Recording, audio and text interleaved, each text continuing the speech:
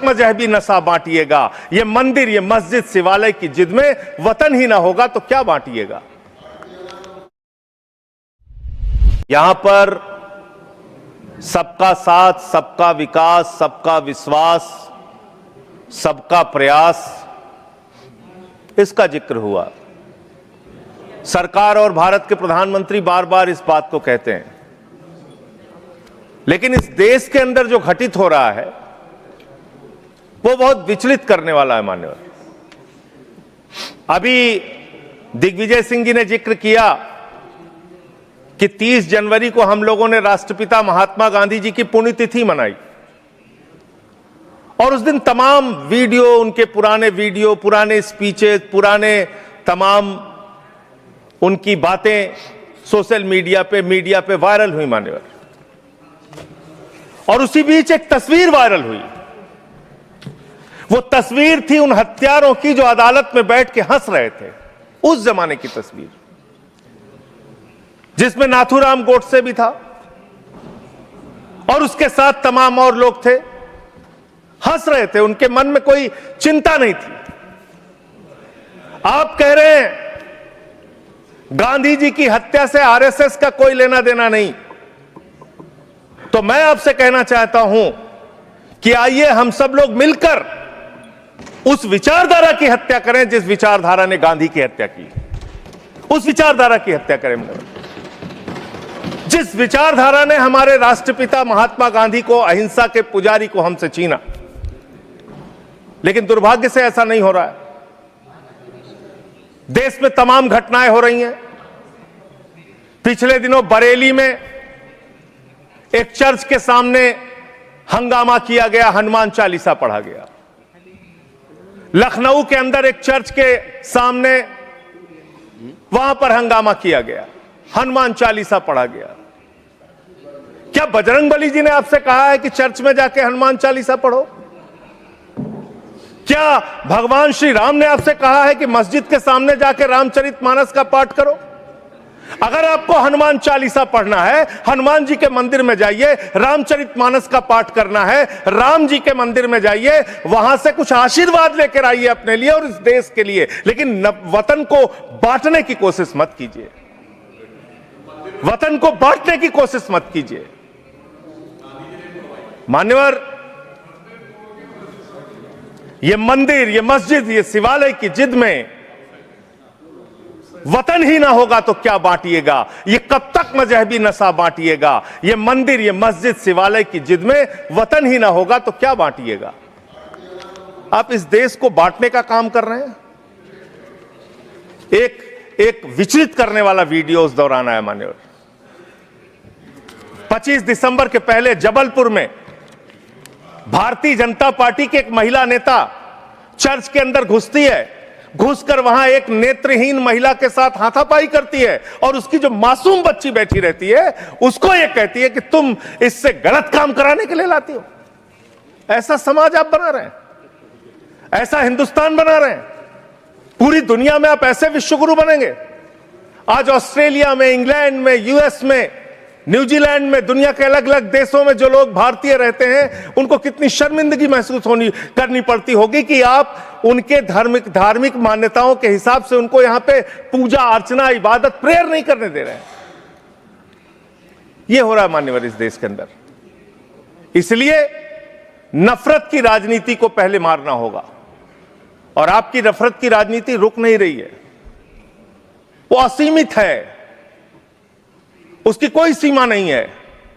पहले हिंदू को मुसलमान से लड़ाओ, फिर हिंदू को सिख से लड़ाओ, फिर हिंदू को ईसाई से लड़ाओ, फिर हिंदू को हिंदू से लड़ाओ, जाट को गैर जाट से लड़ाओ, मराठा को गैर मराठा से लड़ाओ, दलित, पिछड़े, सवर्ण को आपस में लड़ाओ। अभी आप एक बिल लेके आए, उस बिल के बारे में सुप्रीम कोर्ट ने कह के रोक लगा दिया कि यह बिल तो अस्पष्ट है, इसमें कोई स्पष्टता नहीं है इस बिल में। आप क्यों ऐसा बिल लेके आए जिसके कारण से पूरे देश का माहौल खराब हुआ? आपने झगड़ा कराया दलितों, यूजीसी का बिल, और आप इक्विटी बिल जो लेके आया, आपने कहा इक्विटी कमेटी जो बनेगी, उसको लेके आपने जो इक्विटी कमेटी बनाई उसमें तमाम बातें आपने ऐसी लिखी, पूरे देश में आपने झगड़े का माहौल क्रिएट किया। आप कभी भी और कहीं भी दलितों और पिछड़ों और आदिवासियों के हितैषी रहे ही नहीं है। आपका संगठन, आपकी विचारधारा, आपकी मातृ संस्था आरएसएस, वहां तो 100 साल तक आज तक एक भी दलित, पिछड़ा और आदिवासी आरएसएस का प्रमुख नहीं बना। यह सच्चाई है आपकी। आप हल्ला मचा रहे थे कि देखो हमने दलितों, पिछड़ों, आदिवासियों के लिए कितना शानदार बिल हम लेके आए, कितना शानदार हमने काम कर दिया। सुप्रीम कोर्ट ने उस पर रोक लगा दिया। सुप्रीम कोर्ट ने कहा कि यह बिल अस्पष्ट है। आपने इस देश के अंदर विश्वविद्यालयों में आरक्षण को खत्म किया है, यह सच्चाई है मान्यवर। दलित, पिछड़े, आदिवासियों के लिए जो प्रोफेसर्स, असिस्टेंट प्रोफेसर्स की नियुक्ति होनी चाहिए, 80% से ज्यादा पोस्ट खाली पड़ी हुई है विश्वविद्यालयों में। और जो चीज आपके हाथ में है, आप दलितों, पिछड़ों, आदिवासियों के हितैषी कैसे हैं? 45 सेंट्रल यूनिवर्सिटीज है, जिसमें से 38 केंद्रीय विश्वविद्यालयों में सिर्फ और सिर्फ सवर्ण जाति के लोग वीसी हैं और 7 में दलित, पिछड़े और आदिवासी हैं। तो आप बताइए जी, आज आप बताइए, आप मुझे बताइए, आपको 45 में से 38 सिर्फ एक जाति के, सवर्ण जाति के लोग मिल रहे हैं और बाकी 7 आपने पिछड़ा, दलित, आदिवासी बनाया और आप कहते हैं आप दलितों, पिछड़ों, आदिवासियों के हितैषी हैं।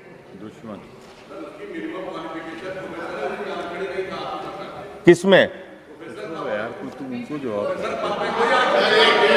मैं वीसी की बात कर रहा हूं, वीसी की बात कर रहा हूं, वीसी की बात कर रहा हूं। वीसी की नियुक्ति आप करते हैं, वीसी की नियुक्ति आप करते हैं। इसका मतलब दलित, पिछड़ा और आदिवासी बीसी बनने योग्य नहीं है, यह आपकी मानसिकता है। इसका मतलब आपकी मानसिकता है पिछड़ा, दलित और आदिवासी प्रोफेसर बनने योग्य नहीं है। 12 साल क्या किया आप नॉट फाउंड सुइटेबल की कैटेगरी में डाल देते हैं उन लोगों को। आप क्या न्याय कर रहे हैं उनके साथ? पूरे देश के हाई कोर्ट, सुप्रीम कोर्ट की हालत देखिए सर। देश का है सुप्रीम कोर्ट एक और 25 हाई कोर्ट। वहां पे कितने जज हाई कोर्ट के अंदर या सुप्रीम कोर्ट के अंदर दलित, पिछड़े, आदिवासी हैं? पता कर लीजिए, आपको पता चल जाएगा। तो अगर कहीं उनके साथ न्याय की बात आती है तो आप न्याय नहीं, नौटंकी करते हैं, जानबूझ के दिखाने की कोशिश करते हैं कि आप उनके हितैषी हैं, जबकि आप है नहीं।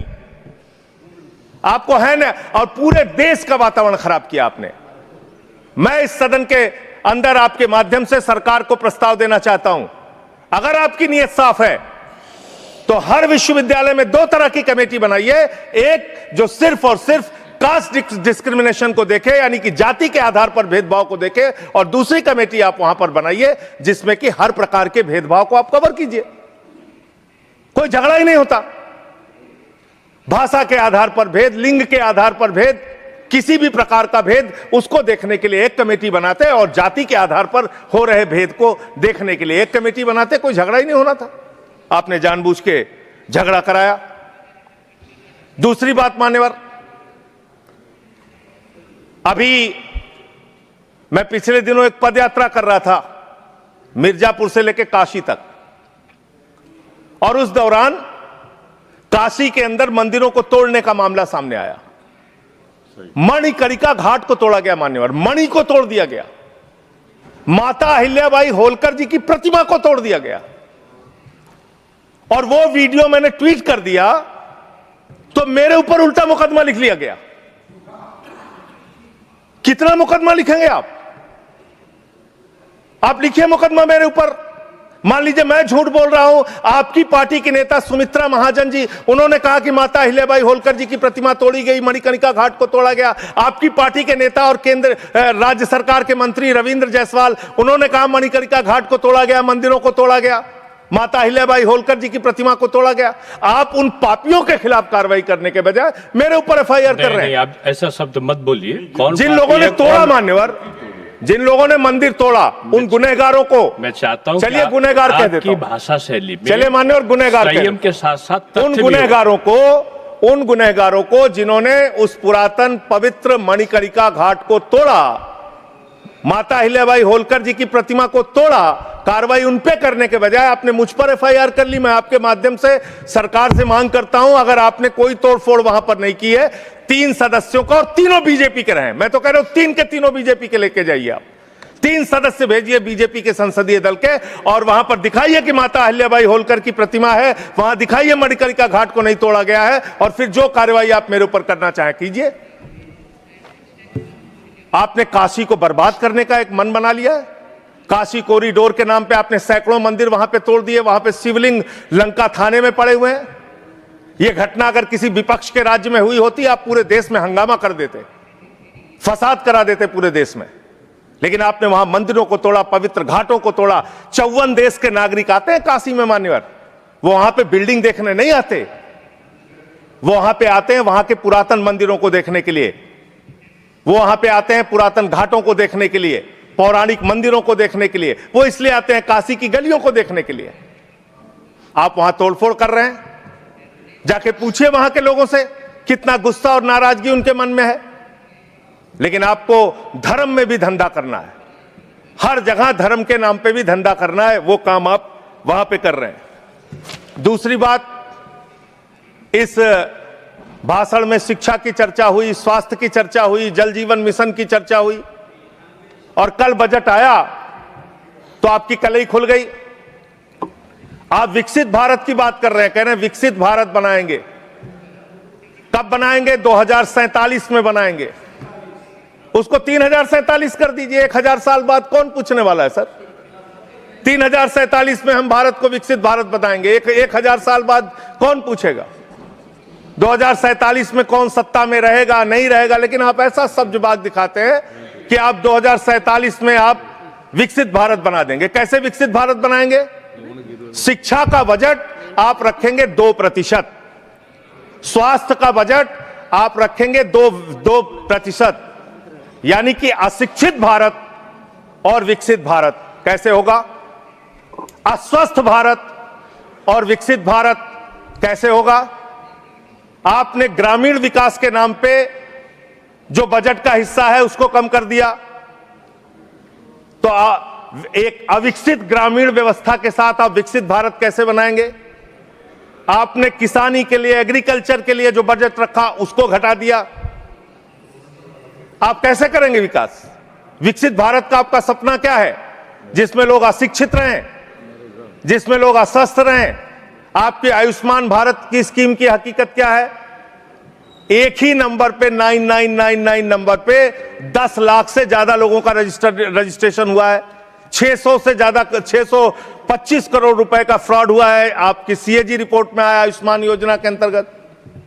आपने जी राम जी योजना लागू की, उसमें आप कह रहे हैं हम 125 दिन रोजगार देंगे, और बजट में जो निर्धारण कर रहे हैं वो 125 दिन रोजगार देने के हिसाब से आप बजट का निर्धारण नहीं कर रहे हैं। इसका मतलब आपकी ये घोषणा है।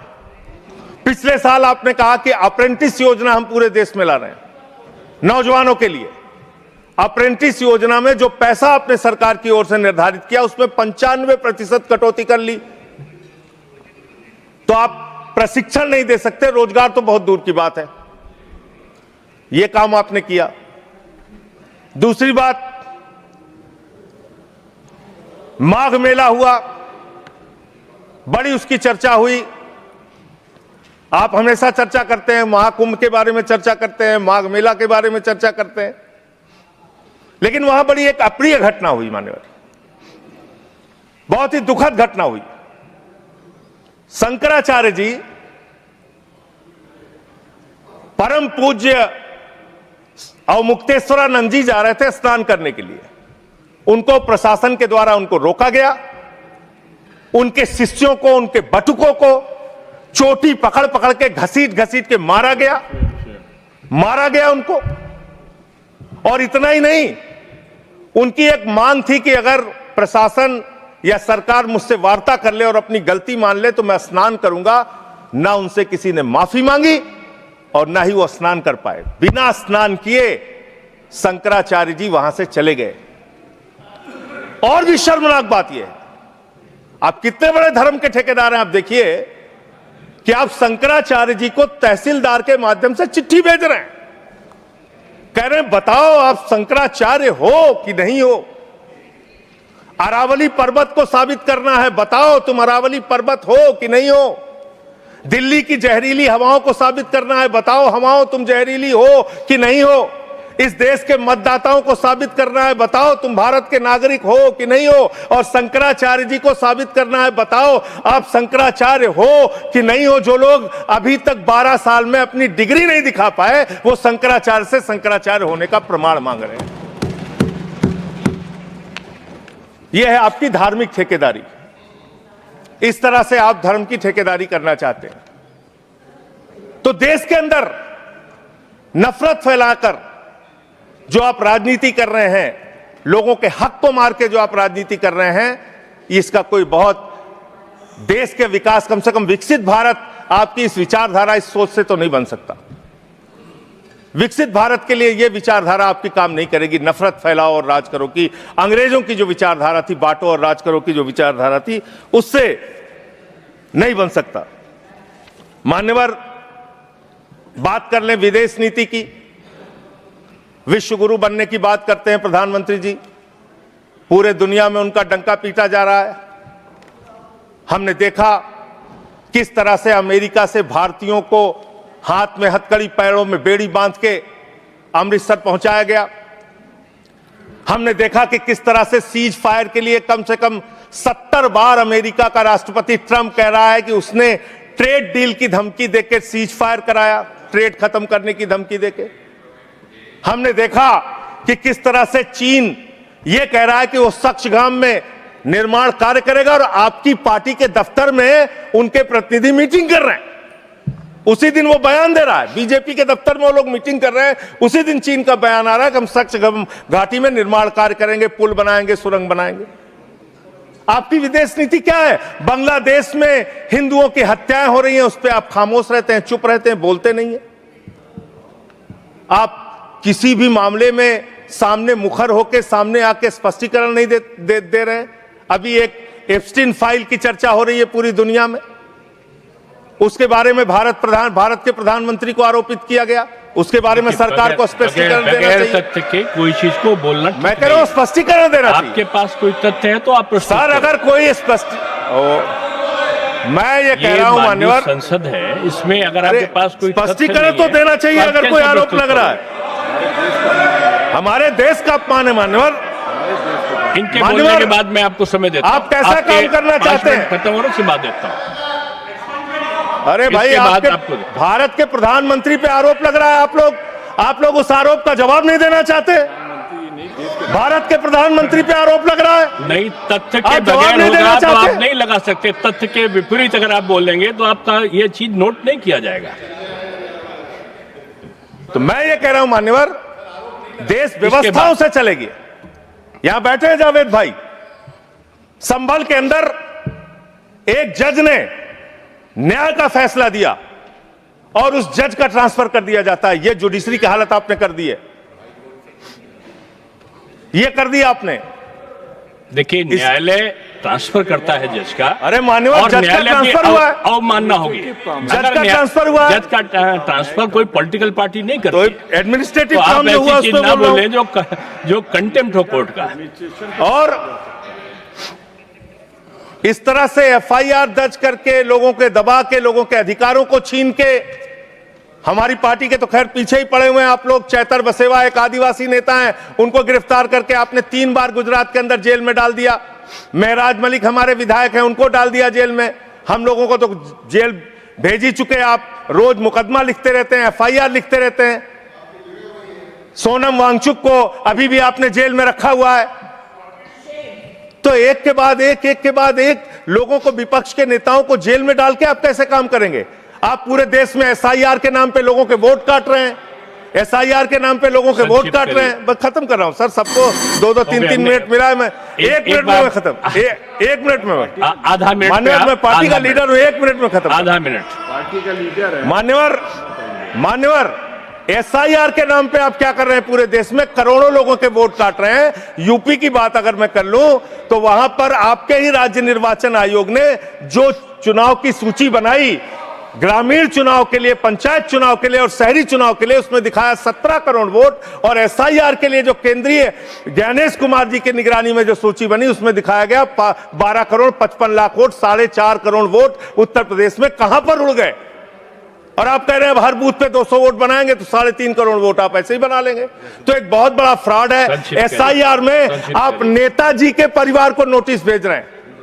बस खत्म कर रहा हूं मान्यवर। एसआईआर में आप नेताजी सुभाष चंद्र बोस के परिवार को नोटिस भेज रहे हैं, नोबेल पुरस्कार विजेता अमर्त्य सेन को नोटिस भेज रहे हैं, पूर्व एडमिरल को नोटिस भेज रहे हैं। अब कैसा एसआईआर करा रहे हैं? ये एसआईआर नहीं है, चुनावी घोटाला है। मैं कहना चाहता हूं। बहुत बहुत धन्यवाद। सुधांशु त्रिवेदी जी, एक मिनट में फाइल का जिक्र हुआ, एक विकृत यौन मानसिकता के सजाए याफ्ता अपराधी का जिक्र इस संसद के पावन पटल के ऊपर करना इनकी विकृत और विक्षिप्त मानसिकता का प्रतीक है।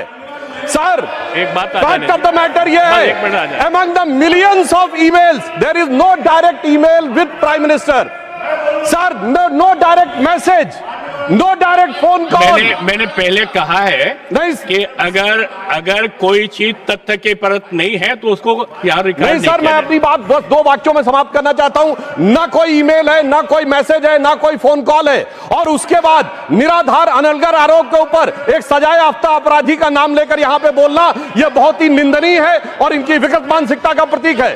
और सर, डिपार्टमेंट ऑफ जस्टिस ने भी यह कहा है कि वो फॉल्स और सेंसेशनल आरोप है। और प्रधानमंत्री जी इजराइल में अपनी ऑफिशियल यात्रा पे थे, एक मुलाकात ऑफिशियल है, और उसके बावजूद वहां पर सिर्फ एक ही गायन हुआ, वो था राष्ट्रगान। अगर उसमें नाच गाना इनको नजर आता है, हो सकता है इसे राम मंदिर में नजर आता हो। तो मैं इस पे घोर भर्त्सना करते हुए सभापति महोदय सिर्फ एक पंक्ति कहना चाहता हूं, सभापति महोदय सिर्फ एक पंक्ति कहना चाहता हूं कि जो इन्होंने आरोप लगाने का प्रयास किया है कि राष्ट्रवाद के महामेरु पर वार बहुत ही हल्का है, भारत विकसित रोकने के लिए यह मचा हुआ तहलका है। नहीं, देखो जो माननीय सदस्य ने जो तथ्य के विपरीत और संविधान के विपरीत बात कही उसको इसमें शामिल नहीं किया जाएगा।